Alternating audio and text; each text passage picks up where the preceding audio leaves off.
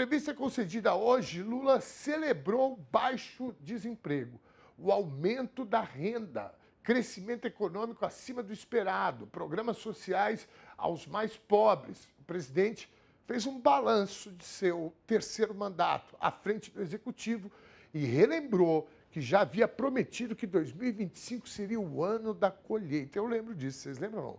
Vamos dar uma olhada no que disse Lula. Chama o VT. E hoje eu quero dizer para vocês que é um dia que eu me sinto muito, mas muito feliz, porque tudo que nós pensamos quando disputamos as eleições, tudo que nós pensamos quando tomamos posse, tudo que nós pensamos e que foi elaborado na comissão de transição está sendo executado e nós estamos fazendo uma colheita muito promissora nesse país. Vocês que são jornalistas sabem que os dados econômicos são os melhores dos últimos anos. Eu posso afirmar para vocês que nunca houve no país um momento de tanta combinação entre políticas de inclusão social que combina mais emprego, que combina mais salário, que combina, sabe, mais distribuição de programas sociais, que combina com mais PAC. Nós já executamos 711 bilhões até agora nas abas do PAC, entre obras públicas e privadas, numa demonstração de que as coisas estão andando com bastante rapidez. Presidente Lula, você sabe que ele falou isso. Eu tenho o calendário eleitoral meio já dentro de mim e também da gestão. Né? Muito tempo trabalhando com isso, a gente vai entendendo como é que funciona o calendário da gestão que acaba de assumir, a outra que já está, né, que é reeleita, que são calendários diferentes. Né? O primeiro dado aí é que, quando você assume, como o Lula assumiu agora esse terceiro mandato, o orçamento nem foi ele que preparou, nem foi a equipe dele, porque o orçamento é aprovado no ano anterior. E a diferença, né, de propósito, de objetivos, entre o governo anterior e esse de agora, né, ou seja, Bolsonaro e Lula, tinha uma diferença abissal, tem uma diferença abissal. Então, isso quer dizer que é um complicador a mais nesse caso. Né? Quando o Lula assumiu, herdou o governo do Fernando Henrique, que já tinha também uma diferença muito grande, mas não era tão esdrúxula como né, como foi dessa vez.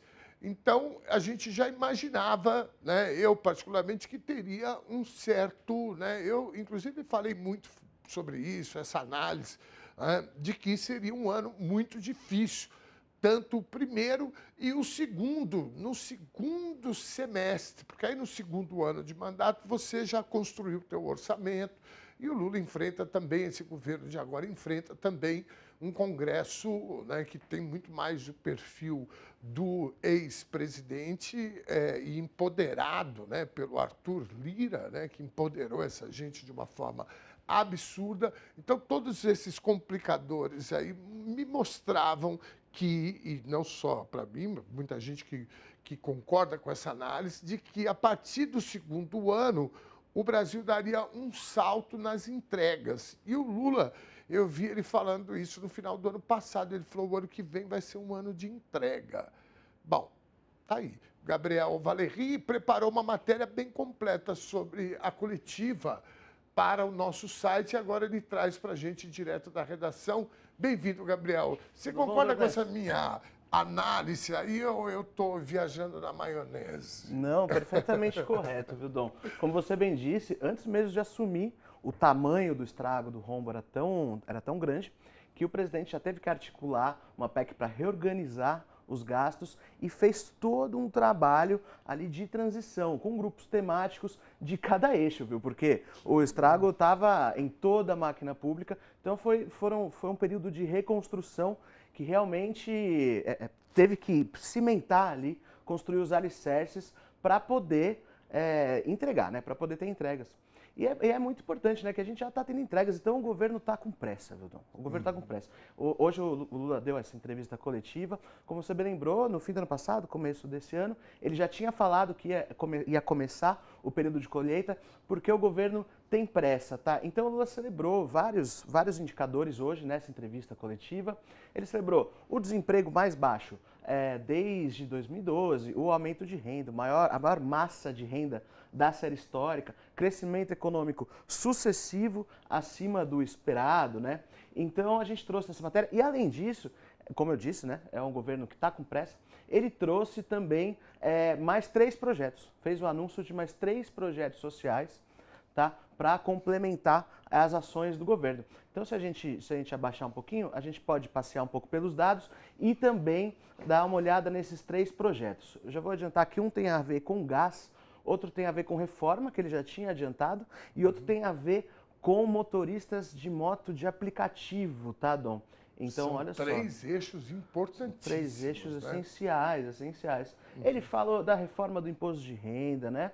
Que é um vespeiro ali que demorou para alguém mexer. Farmácia popular, agora tem especialistas. Aqui, pode parar, voltar um pouquinho? Parou, acho que correu demais. Correu demais. Para falar dos 3. Pode baixar um pouquinho? No touch. É que o touch está meio, às vezes falha. Se eu passei um creme na mão, aí às vezes falha o touch. Ele falou do programa... onde está bom, vê lá. Aí. Aqui, perfeito. Aí. Perfeito, Gui. Perfeito. Muito bem. Ele falou do programa de especialistas, né? Para complementar a rede de atenção de saúde, né? Tá. Que é um grande projeto que ele anunciou semana passada, via MP. Então, ainda vai passar pelo Congresso, mas é um programa muito caro para ele, que é para levar especialistas para os rincões do país, né? Levar exames, levar cardiologistas, oncologistas, um grande projeto para tratamento de câncer no país. E esses 3 novos programas que ele reforçou hoje, tá? Primeiro, um programa de subsídio para o custo do gás de cozinha, tá, Dom? Ele criticou muito falando, não é possível o botijão de gás sair a R$ 37,00 da Petrobras e ser vendido em Manaus, no Pará, a R$ 120, R$ 140 para o consumidor final. É um absurdo. Não tem como, não tem como. É um absurdo. Então, realmente, esse é um programa muito interessante. Reforma de casas é outro ponto que ele já tinha tocado, que é o ponto de que, por exemplo, se eu não me engano, são 4 milhões de casas no Brasil sem banheiro, sabe? Então, é uma linha de crédito especial para as pessoas reformarem, construir as suas casas, tá? E o terceiro, que esse programa eu não tinha ouvido até então, viu, Dom? Que é uma linha de crédito para financiamento de motos para entregadores de aplicativo e também para a criação de espaços de higiene e descanso. Dignidade para esses trabalhadores, um setor tão importante, que movimenta tanto dinheiro, movimenta tanto recurso aqui no Brasil, Dom. E olha, tem uma questão aqui no crédito para motocicletas que é o seguinte: muitos, milhares desses trabalhadores precarizados, eles andam com umas motinhas caindo aos pedaços. Então, o cara ter a oportunidade, e isso gera, assim, porque quando a gente fala que esses caras estão à margem, né, também é do crédito. Sim. Porque o motoboy, ele não tem nada, ele tem a confiança do dono da pizzaria e do iFood, que ele cumpre ali os requisitos, e nenhuma outra relação institucional. Então, quando você abre, e você me corrija se eu estiver errado, Gabriel, querido, quando você abre um crédito específico para, né, motocicletas relacionado aos entregadores, você coloca esses caras no jogo. Isso gera cidadania, gera consciência. Muito bem, cara. Acertadíssimo, acertadíssimo. E essa outra questão de higiene e descanso. Esses dias, eu estava esperando um Uber em Santo André e aí de repente, eu vi ao meu lado aqui, assim, tinha uma moto, um cidadão.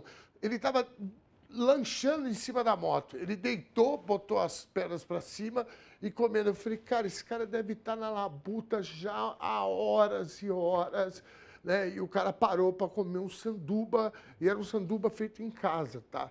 Não era McDonald's, não. O cara comendo um sanduba, tipo uma marmitinha.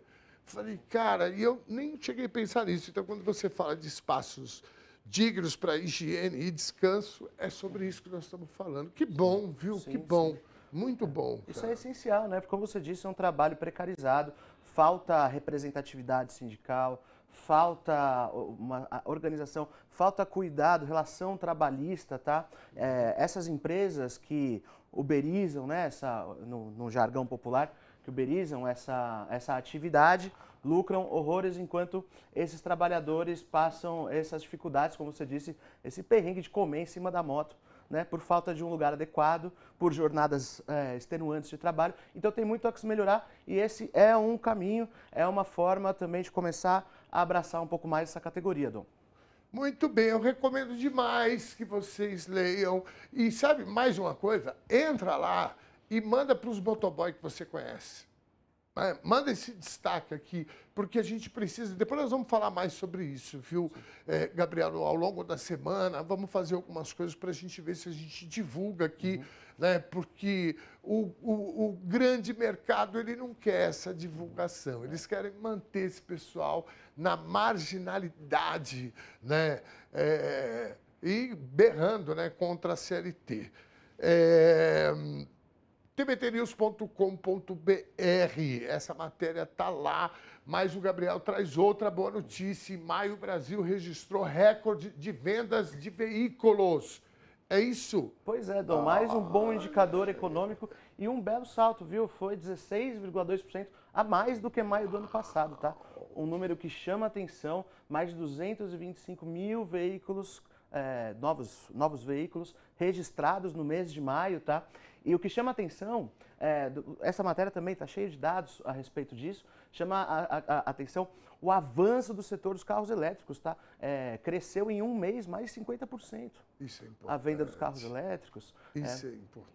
Então, mas é mais um indicador que reforça a força da economia brasileira, está retomando a indústria nacional, com programas com a Nova Indústria Brasil, tocada com grande afinco pelo vice-presidente Geraldo Alckmin, também ministro. Então, é mais um indicador da força econômica que o governo Lula vem acumulando, esses bons indicadores, então é sempre importante a gente vir aqui falar, Dom. E eu vou falar uma questão para vocês. Hoje mesmo, ou ontem, eu postei um vídeo nas minhas redes, fazendo uma análise sobre uma frase que disse uma jornalista da Globo News, né, que ela disse que não foi o Lula que ganhou as eleições, foi o Bolsonaro. Isso nas redes sociais está quebrando pau e eu me posicionei lá nas redes e eu vivo dizendo isso, que a mídia empresarial tem uma má vontade com o presidente Lula, que é um absurdo. Notícias que são positivas, eles arrumam um jeito como essa. Ao invés de falar, Lula ganhou as eleições, eles falam, não, o Bolsonaro que perdeu as eleições. Né? É um absurdo. E o papel da imprensa é falar a verdade. Então, quando a gente está aqui, o Gabriel sempre está vindo aqui trazendo, né, notícias positivas para o país. Não é notícia positiva para governo, né, partido político, não. É para o país. Isso aqui é uma política de Estado, não é nem uma política de governo. Está sendo feita por um governo, mas é uma política de Estado. Isso é bom para o Estado brasileiro. Então, a nossa função é falar a verdade. 16,2% em relação ao mesmo período de 2024 de aumento de venda, né, de veículos que foram licenciados, é um número maravilhoso, assim como foi o PIB que você deu aqui essa semana, né, o nível de desemprego. Então, meu amigo e minha amiga, né, divulgue esses dados. Eu tenho falado muito sobre isso. Entra no portal TBT News, o site tbtnews.com.br e dá uma olhada nessas matérias, tira print e manda, espalha por aí, que a gente precisa espalhar a verdade. Tá certo, Gabriel, querido? Corretíssimo. Muitíssimo obrigado, querido. Obrigado, Dom.